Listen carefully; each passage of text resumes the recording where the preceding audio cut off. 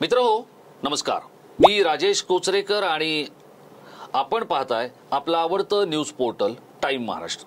मित्रहो 1995 ला पहिल्यांदा महाराष्ट्रात शिवसेना भाजप युतीची सत्ता आली आणि आपण जर 1995 पासून आजपर्यंत म्हणजे 2025 पर्यंतच्या 30 वर्षांचा जर आपण विचार केला तर या 30 वर्षांमध्ये 3 मुख्यमंत्री असे होते की ज्यांनी प्रचंड सुंदर परफॉर्मन्स दिला किंवा कामगिरी केली आणि त्यानंतरही त्यांना पदावरून दूर जावं लागलं। त्यामध्ये सगळ्यात पहिल्यांदा कोण होते तर ते होते नारायण राणे। मनोहर जोशींना बाजूला करून शिवसेना प्रमुखांनी त्यांना मुख्यमंत्री केलं होतं। त्यांना एक जेमतेम 8 महिन्यांचा कालावधी मिळाला, निवडणुका लागल्या आणि त्यानंतर युतीचं सरकार गेलं। त्यानंतरचे दुसरे मुख्यमंत्री आहेत देवेंद्र फडणवीस। आजपर्यंत कोणत्याही पक्षाला 100हून अधिक आमदार निवडून आणता आले नव्हते। देवेंद्र फडणवीसांनी ते निवडून आणले आणि त्यानंतर सुद्धा त्यांना मुख्यमंत्री होता आलं नाही। त्यानंतरचा क्रमांक लागतो एकनाथ शिंदे यांचा। एकनाथ शिंदे यांनी केलेल्या कामावर आणि त्यांच्या चेहऱ्यावर किंवा त्यांच्या माध्यमातून मागितलेल्या मतांच्या आधारावर शिवसेना आणि भाजपने आजपर्यंतच्या महाराष्ट्रातल्या इतिहासातली सर्वोत्तम कामगिरी केली आणि एकनाथ शिंदे यांना सुद्धा मुख्यमंत्री पदाने हुलकावणी दिली। शिंदेंना मुख्यमंत्री पदाने हुलकावणी दिली याचा आघात जो आहे तो शिंदे इतकाच त्यांच्या समर्थकांना, त्यांच्या पक्षाला आणि त्यांच्या सगळ्या ठाणे जिल्ह्याला सहन करावा लागतोय। ठाण्यासारख्या भागातून येणारा एक नेता महाराष्ट्राचं राजकारण आपल्या कवेत घेऊन महासत्तांतर घडवतो आणि राज्याचा मुख्यमंत्री होतो, पण त्याच शिंदेंकडून अनेक चुकाही घडलेल्या आहेत। शिंदेंनी प्रचंड सुंदर काम केलं, लाडकी बहीणसारखी योजना अत्यंत महत्त्वाकांक्षी पद्धतीने त्यांनी समृद्धी महामार्ग पूर्ण करून घेतला, पण तरीही शिंदेंकडे काही उणे बाकी राहिलेलंच आहे। आणि ते काय आहे? शिंदेंना खरंच येणाऱ्या काळामध्ये ठाणे जिल्ह्यातून आव्हान आहे का? त्यांचं आव्हान संपवण्यासाठी भाजप योजनाबद्ध प्रयत्न करतंय का? शिंदेंच्या अवतीभोवतीच्या लोकांनीच त्यांना घेरून टाकलंय का? आणि याच्यातून शिंदे बाहेर येतील की दिवसेंदिवस शिंदेंचे वांदे होतील हे सांगण्यासाठी आपल्याबरोबर गेली 30 वर्ष राजकीय पत्रकारिता करणारे सुनील जावडेकर आलेले आहेत की ज्यांनी शिंदेंचं राजकारण, ठाणे जिल्ह्यातली राजकीय समीकरणं आणि देवेंद्र फडणवीस यांचा अंदाज जवळून पाहिलेला आहे। सुनीलजी, आपलं टाइम महाराष्ट्रामध्ये खूप खूप स्वागत। नमस्कार। मला एक सांगा की एकनाथ शिंदे, माझा थेट प्रश्न आहे, एकनाथ शिंदेंचे वांदे झालेत का? तुम्ही कसं पाहताय त्यांच्याकडे? बघा, एकनाथ शिंदेंचे थेट वांदे झालेत असं वर जरी दिसत असलं तरी आपण पूर्णतः असं म्हणू शकत नाही की एकनाथ शिंदेंचे पूर्णतः वांदे झाले आहेत। हा, मात्र ही स्थिती, तुमचं हे अनुमान बरोबर आहे की एकनाथ शिंदे हे राज्याचे मुख्यमंत्री असताना जी काही अमर्याद सत्ता एकनाथ शिंदेंकडे होती ती भाजप नेतृत्वाने, मग पंतप्रधान नरेंद्र मोदी असतील, अमित शहा असतील किंवा देवेंद्र फडणवीस असतील, यांच्याकडून एकनाथ शिंदे यांच्या एकूणच कारभाराला चौकटीत आणण्याचे पूर्णतः प्रयत्न सुरू आहेत आणि ते हा कालावधी जसजसा लांबत जाईल तसतसे ते प्रयत्न अधिकाधिक वाढत जाणार आहेत। त्याच्यामुळे मुख्यमंत्री असताना एकनाथ शिंदे आणि आता मुख्यमंत्री पद एकनाथ शिंदेंकडे नसतानाचे एकनाथ शिंदे याच्यामध्ये जमीन आसमानचा फरक आहे। कारण की एकनाथ शिंदे यांचे जे समर्थक आहेत, जी काही त्यांच्या अवतीभोवतीची मंडळी आहे, ही सगळी सत्ता लोलूप मंडळी आहेत। एकनाथ शिंदे यांच्यापासून त्यांना काय मिळतं हे घेण्यासाठीच ते एकनाथ शिंदेंकडे आलेले आहेत। मी त्यांची श्रद्धा नाहीये, प्रेम नाहीये? श्रद्धा नाही, प्रेम नाही, असेल तर ती फार निवडक लोकांची आहे, परंतु या सत्तेच्या बाजारातली जी मंडळी आहेत ही केवळ अधिकाधिक सत्तेचे फायदे हे उद्धव ठाकरे यांच्यापेक्षा एकनाथ शिंदे यांच्याकडून त्यांना मिळू शकतात आणि ह्या एकमेव अपेक्षेनेच एकनाथ शिंदेंकडे आलेले आहेत। त्याच्यामुळे ही जी मंडळी आलेली आहे ही स्वार्थाने आलेली आहे आणि स्वार्थी मंडळी जोपर्यंत त्यांचा स्वार्थ एकनाथ शिंदेंकडून पूर्ण होऊ शकतो आहे तोपर्यंतच एकनाथ शिंदेंबरोबर राहतील। त्यानंतर ते एकनाथ शिंदेंबरोबर राहतील याची कोणतीही शाश्वती आत्ताच्या घडीला नाही। बघा, भाजपसारख्या पक्षाने एकनाथ शिंदे यांना शिवसेनेच्या गडातून बाहेर काढलं, मग त्यांनी 40 मावळे बरोबर घेतले आणि त्यांनी महासत्तांतर घडवलं. हे सगळं जरी खरं असलं तरी एकनाथ शिंदे यांच्या स्वभावाचं आणि व्यक्तिमत्वाचं एक वैशिष्ट्य आहे. ते वैशिष्ट्य काय आहे तर आपल्याला आलेला राग, आपल्या मनात असलेला लोभ, आपल्या मनात असलेल्या एखाद्या व्यक्तीबद्दलचा जिव्हाळा किंवा प्रेम हे ते चेहऱ्यावर दाखवत नाहीत. त्या दाढीच्या आत या सगळ्या भावमुद्रा आणि छटा लपलेल्या असतात. पण आता पहिल्यांदा असं होतंय त्यांच्या राजकीय आयुष्यात, म्हणजे त्यांच्या व्यक्तिगत आयुष्यामध्ये जेव्हा दुःखाचा डोंगर कोसळला तेव्हा कोलमडलेले एकनाथ शिंदे आणि त्यानंतर आता सत्तेची खुर्ची गेल्यानंतर काहीसे अस्वस्थ झालेले, विचलित झालेले आणि विस्कटलेले एकनाथ शिंदे हे का दिसतायत तुम्हाला? म्हणजे खुर्ची ही काही त्यांच्यासाठी फार मोठी गोष्ट होती नव्हती हा भाग आपण बाजूला ठेवू, कारण 2019ला तेच कदाचित मुख्यमंत्री होणं अभिप्रेत आणि अपेक्षित होतं, पण उद्धव ठाकरे झाले. पण पहिल्यांदा असं होतंय एकनाथ शिंदेच्या चेहऱ्यावर ते दिसतंय, तो त्रागा, तो त्रास, ती चिडचिड, तो अस्वस्थपणा. मग हे असं का दिसतंय? एकनाथ शिंदेना जेवढं तुम्ही पाहत आलेला आहात किंवा आपण पाहत आलेलो आहोत, तर एकनाथ शिंदे यांच्यामध्ये जो राग असतो किंवा संताप आहे त्याच्यात ते केवळ 1% राग व्यक्त करताना दिसतात. म्हणजे 99% पोटात असतो. 99% पोटात असतो, तो त्यांच्या ओठावर येत नाही आणि चेहऱ्यावर पण येत नाही. आता परिस्थिती अशी झालेली आहे की मुळातच राजकीय वातावरण जे आहे राज्यातलं, एकनाथ शिंदे यांच्याकडून त्यांच्या समर्थकांच्या अपेक्षा प्रचंड वाढलेल्या आहेत आणि त्या एकनाथ शिंदे यांच्या स्वभावामुळे असेल, म्हणजे त्यांचा स्वभाव त्याला कारणीभूत आहे की त्यांच्या बरोबर जी मंडळी असते त्यांच्या अपेक्षा या एकनाथ शिंदे यांच्या स्वभावामुळे अधिक वाढतात. जर राष्ट्रीय पक्षांचं तुम्ही बघितलं तर भाजप आहे किंवा काँग्रेस आहे, तर भाजपमध्ये पण आता दिग्गज मंडळी आहेत की जी एकनाथ शिंदेच्या पण तोलामोलाची आहेत किंवा त्यांच्यापेक्षा देखील मोठी आहेत, पण तरी देखील भाजप नेतृत्व हे त्यांना कंट्रोलमध्ये ठेवतं. एकनाथ शिंदे यांच्याकडे त्यांच्या बरोबरची ही जी कोणी मंडळी आहेत यांना कंट्रोलमध्ये ठेवण्याची जी एक व्यवस्था पाहिजे तशी व्यवस्था एकनाथ शिंदे यांच्याकडे नाही. त्यांच्याकडे इनकमिंग आहे, परंतु आलेल्या मंडळींना कामाचं नियोजन देणं, जबाबदाऱ्या देणं आणि त्या पद्धतीने ते काम करतायत की नाही हे पाहत राहणं, म्हणजे एकूणच जी एक आपण पक्षीय चौकट संघटनात्मक बांधणीमध्ये कमी पडले ते आत्ता त्याच्यामध्ये थोडीफार सुधारणा करतायत. परंतु झालंय असं की बाहेरून जो उद्धव ठाकरे गटाकडून जो काही लोंढा येतो तो त्यांच्याकडेच येतोय.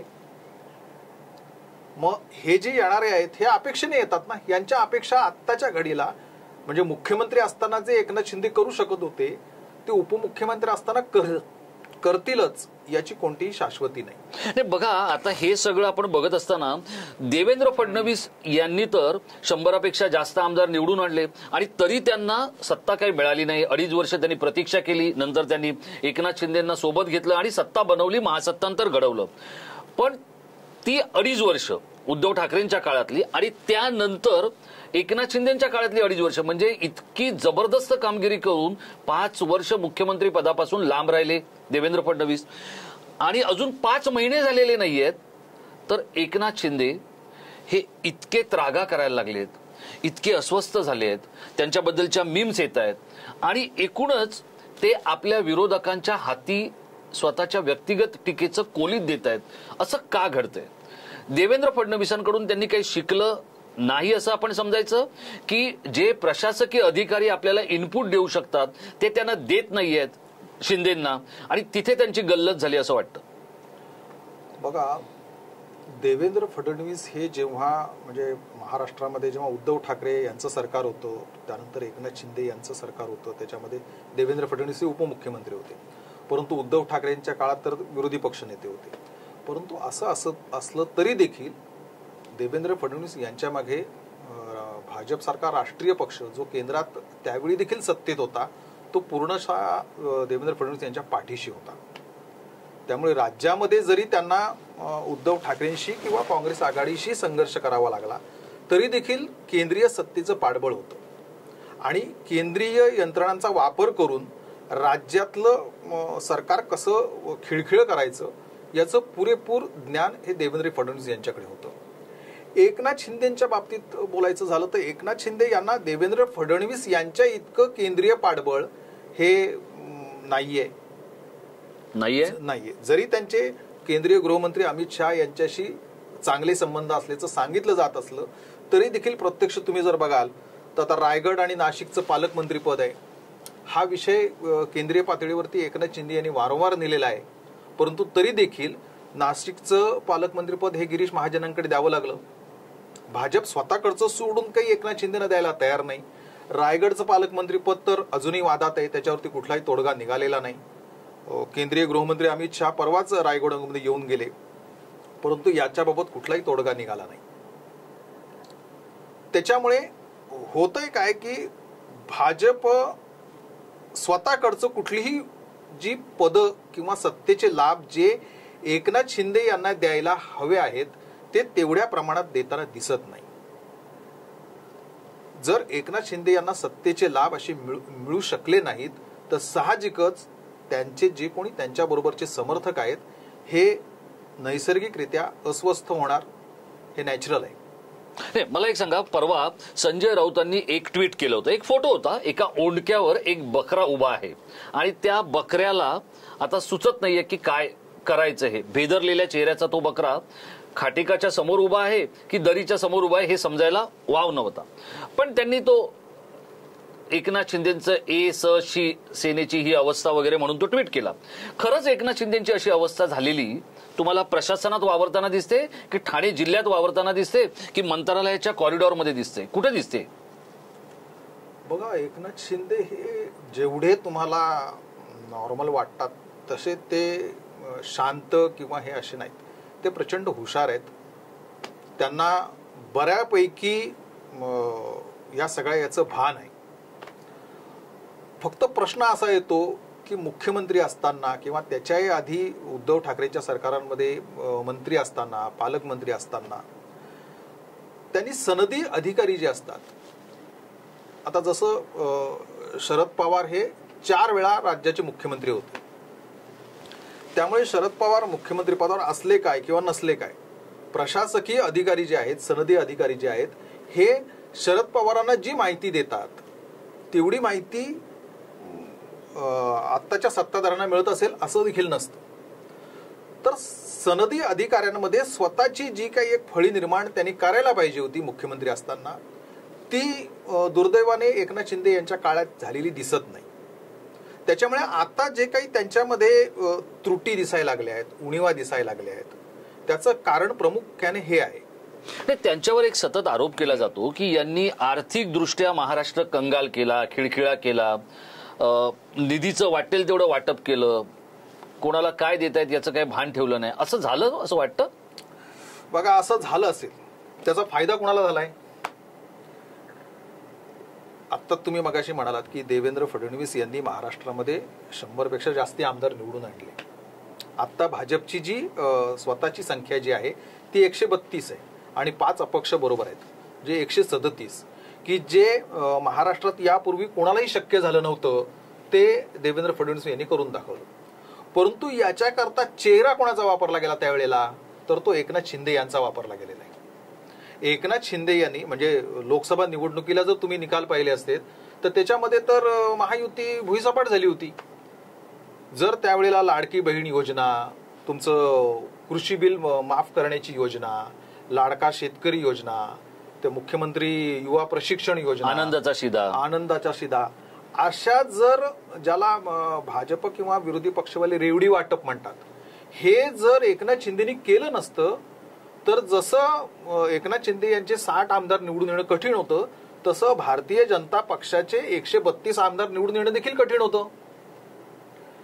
एकनाथ शिंदेनी जे काही त्या काळात केलं त्याचा मॅक्झिमम म्हणजे सर्वाधिक लाभ जो आहे तो भारतीय जनता पक्षाला झालेला आहे. पण त्याची जाण ठेवली नाही भाजपने असं वाटतं तुम्हाला? नाही, भाजप हा कसा आहे, शेवटी राष्ट्रीय पक्ष आहे.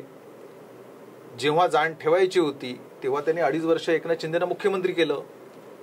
2024 नंतर त्यांना मुख्यमंत्री करावा असा कुठलाही शब्द भाजप नेतृत्वाने दिलेला नव्हता. त्याच्यामुळे त्यांना परत पण ते तर सांगतात की अमित शहाबरोबर काही बोलणी झाली होती किंवा त्यांचे जवळचे लोक सांगतात त्यांनी काही अजून कुठे अधिकारिक पद्धतीने सांगितलं नाहीये किंवा अधिकृत पद्धतीने ते काही बोलले नाहीयेत. पण शहांबरोबर काही त्यांचं बोलणं झालं होतं की बाबा तुमचा चेहरा असेल आणि पुन्हा सत्ता आणा मग सगळं चांगलं होईल असं. आता चांगलं होईल याचा अर्थ काय होतो?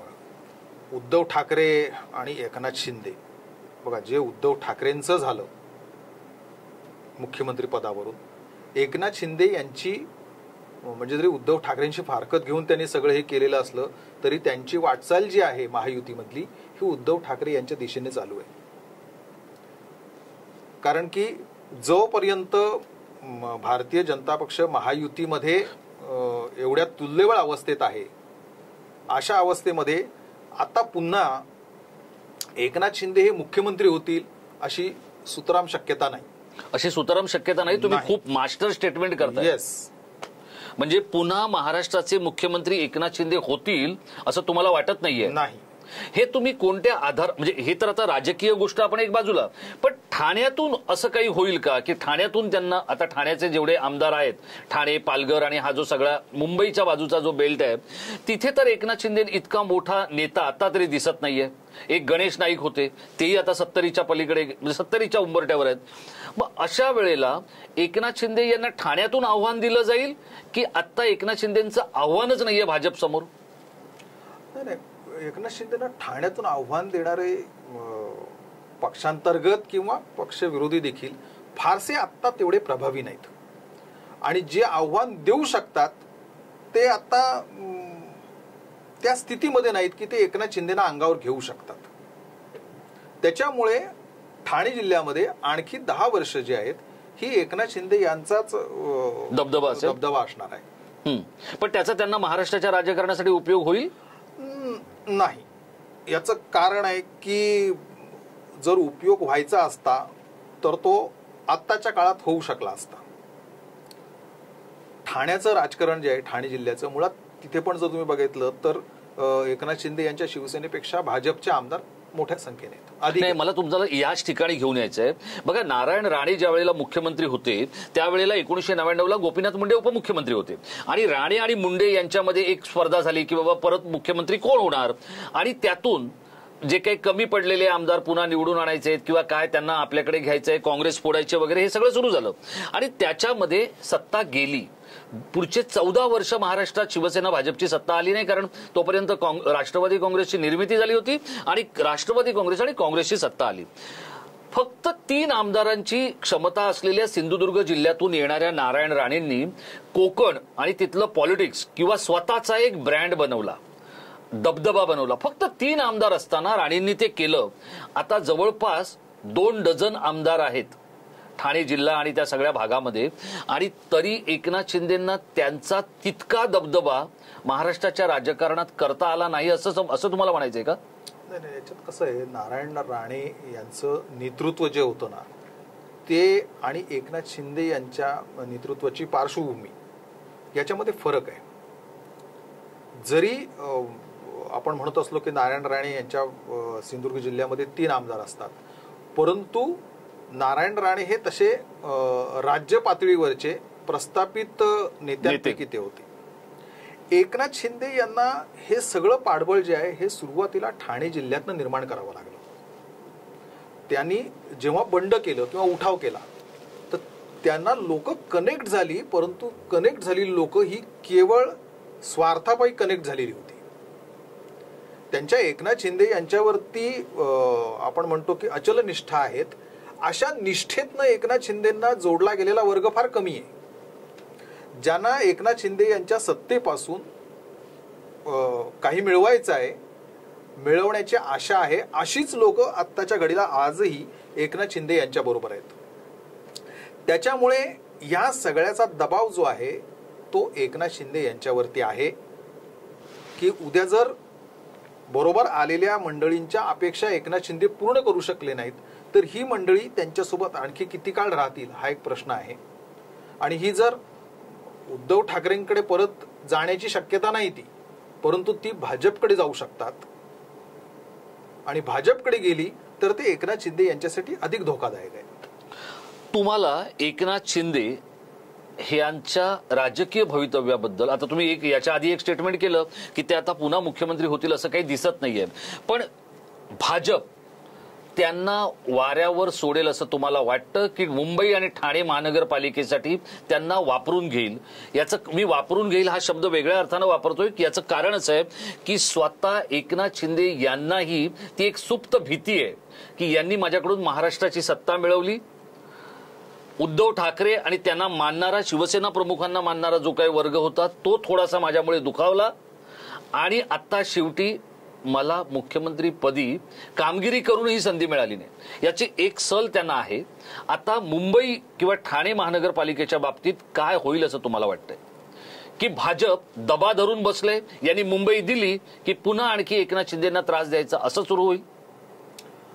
अरे बघा, मुंबई आणि ठाणे तर एकनाथ शिंदे हे भाजपच्या बरोबरीने किंवा भाजप नसलं तरी देखील काढू शकतात. मुंबईमध्ये भारतीय जनता पक्ष हा एकनाथ शिंदे यांच्याबरोबर असणं फार मस्ट आहे, त्याच्याशिवाय इथे काही होऊ शकत नाही. परंतु असं असलं तरी देखील भाजप ही एकनाथ शिंदे यांची ताकद जी आहे ही बीएमसीत देखील एका मर्यादेच्या पुढे वाढू देत नाहीये, देणार नाही. ती कंट्रोलमध्ये कशी राहील तेवढंच बघणार. आणि त्यामुळे एकनाथ शिंदे यांचा पुढचा काळ जो आहे तो संघर्षाचाच असणार आहे.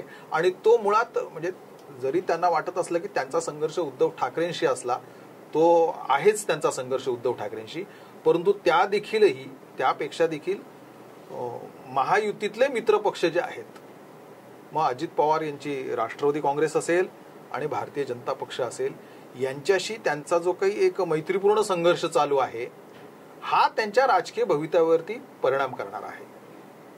जर आपण पाहिलं की या सगळ्या, माझा शेवटचा प्रश्न तुम्हाला आहे की उद्धव ठाकरे, देवेंद्र फडणवीस आणि एकनाथ शिंदे हे नजीकच्या गेल्या 7 वर्षातले 3 मुख्यमंत्री आपण पाहिले, तर या मुख्यमंत्र्यांपेक्षा किंवा या 3ही मुख्यमंत्र्यांचा जर आपण तुलनात्मक अभ्यास नंतर करू, पण फडणवीस आणि शिंदे यांची जर आपण तुलना करायची झाली तर ती तुम्ही नेमकी कशी कराल? कुठे फडणवीस सरस आहेत आणि कुठे शिंदे सरस आहेत?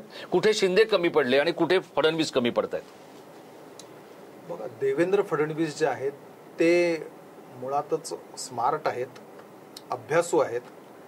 त्यांचं हिंदी आणि इंग्रजी याच्यावरती चांगलं कमांड आहे, भाषेवरती प्रभुत्व आहे. दुसरं म्हणजे सनदी अधिकाऱ्यांशी जी काही एक तुमची जिव्हाळ्याचे संबंध लागतात राज्यकारभार योग्य रीतीने चालवण्यासाठी, आणि ते सनदी अधिकारी देखील असे एकदम ब्रँडेड म्हणतो आपण, ऑन मेरिट असतात. असे सनदी अधिकारी जेव्हा तुमच्या सरकारमध्ये की पोस्टला असतात तेव्हा साहजिकच मुख्यमंत्री जो असतो त्याचा चेहरा कर्तृत्वाने अधिक उजळून निघत असतो. अगदी खरं आहे. त्यामुळे देवेंद्र फडणवीस यांच्या पाठीशी अशा सनदी अधिकाऱ्यांची फळी चांगल्यापैकी आहे. दुर्दैवाने अशी स्मार्ट अधिकाऱ्यांची फळी ही एकनाथ शिंदे यांच्या पाठीशी दिसत नाही. ती का? त्याची कारण अनेक असू शकतात की मी जसं मगाशी सांगितलं की एकनाथ शिंदेनी ही फळी उभी करायला हवी होती, परंतु ती त्यांनी केली नाही. का केली नाही ते अधिक प्रमाणात ते स्वतः सांगू शकतात, परंतु ती करायला हवी होती की ज्याचा उपयोग त्यांना आता या काळात होऊ शकला असता. जसं बघा, दुसरे उपमुख्यमंत्री आहेत अजितदादा पवार. अजितदादा पवार तर रेकॉर्ड आहे त्यांचा उपमुख्यमंत्री असण्याचा, 5 वेळा. हा, 6 वेळा. तर एकनाथ शिंदे इनके ते अस्वस्थ दिसतात का बघा बरं. अजितदादा पवार अस्वस्थ दिसत नाहीत. तसं म्हणाल तर त्रास त्यांना देखील आहेत ना.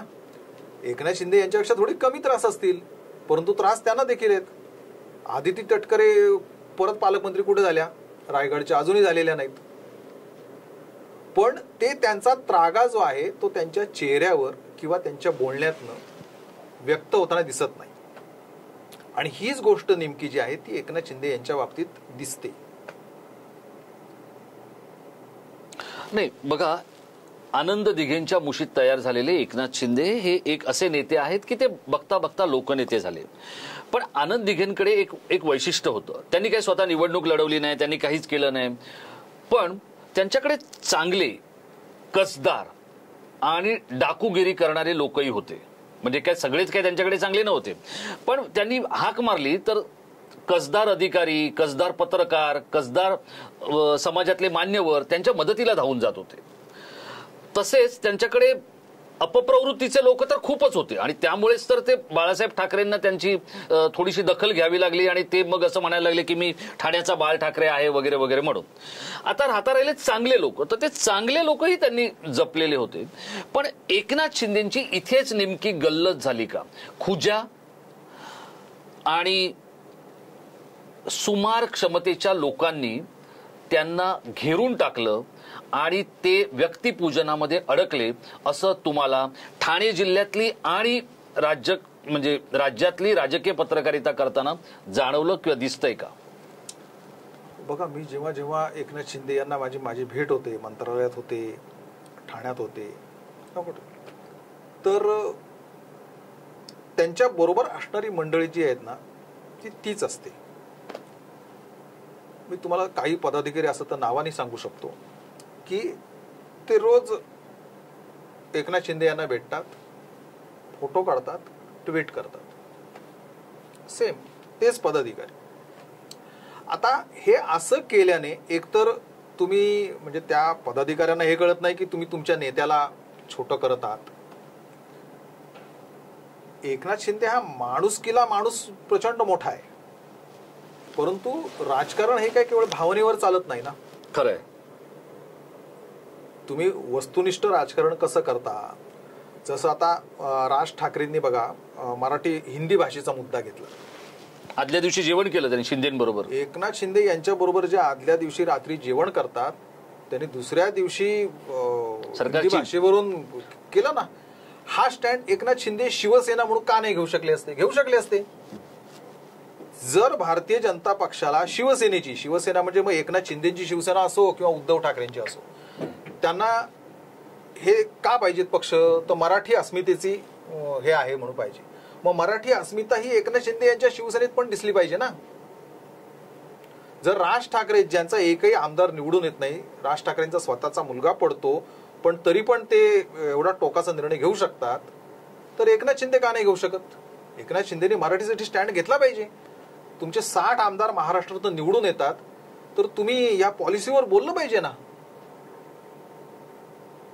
हे जर बोललं नाही ना तर मग महायुती तुम्ही जे म्हणता बाबा मुख्यमंत्री व्हायचं आहे, परत एकनाथ शिंदे यांना परत मुख्यमंत्री व्हायचं आहे, पण ते होण्यासाठी तुम्हाला जोपर्यंत जनसमर्थन मिळत नाही तोपर्यंत कुठून होणार?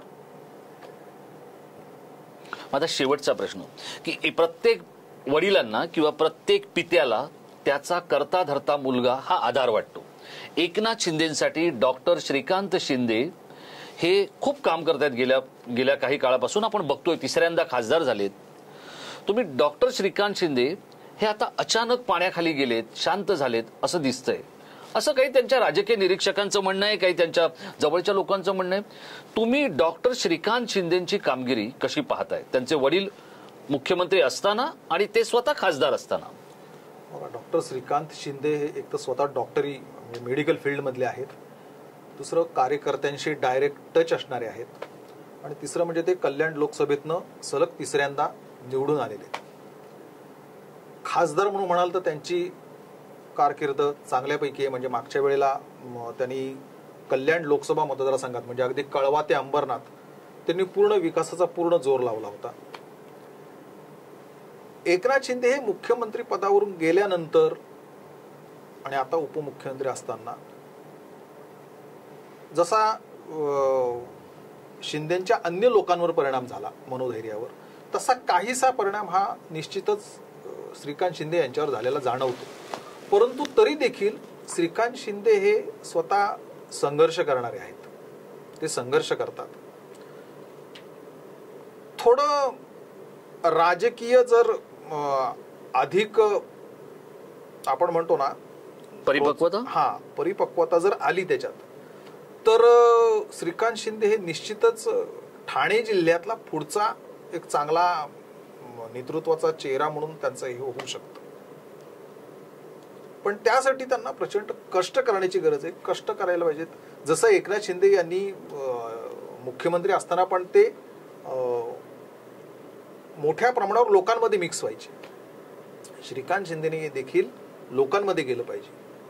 जोपर्यंत तुम्ही लोकाश्रय मिळवत नाही तोपर्यंत केवळ दरबारी राजकारण करणे आणि आपल्या मित्रमंडळींमध्ये